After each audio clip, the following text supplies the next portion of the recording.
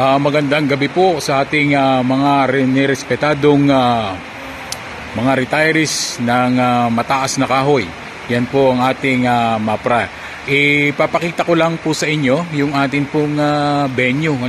So ito po, kung mapapansin nyo po, ay ang ilan po ay nakaayos na dito. At kami pong mga Board of Trustee, ayun po sila ay katatapos lamang mong mag-prepare. At kung makikita po ninyo, narito po ang ating ito na po ang ating bulwagan, at ito po yung ating mga bigas na ang iba po ay pangpaparapol, at ito po yung ating mga rapol dito. Yan po yung ito po nakalagay po dito yung mga ang ating pong first prize ay yan pong ating pong ano po to, refrigerator. Ayan, salamat Ate Tess. Si Ate Tess po busy sa paglalagay po ng mga pangalan. Ayan, at po yung ating washing machine, at mayroon pong mga radio and cooker, at saka iba pong mga rapo lang. Iba po ay wala pa dito, at iba po ay bukas pa dadalahin ng umaga.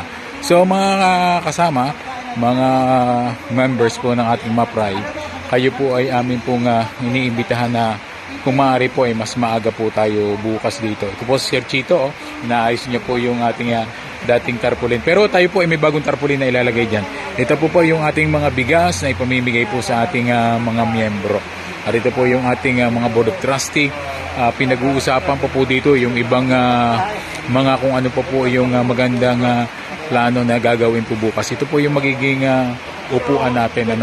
So mga kasama, pinapakiusap po lang natin na maging formal po yun ng konti yung atin pong isusuot bukas. Ano po yung casual, semi-casual. Yan po, semi-casual.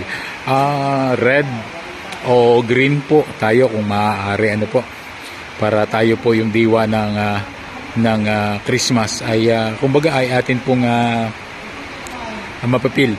At para din na rin po sa ating uniformity, mga minamahal nating mga miyembro ng ating pong mataas na kahoy retirees sa Air Force Association.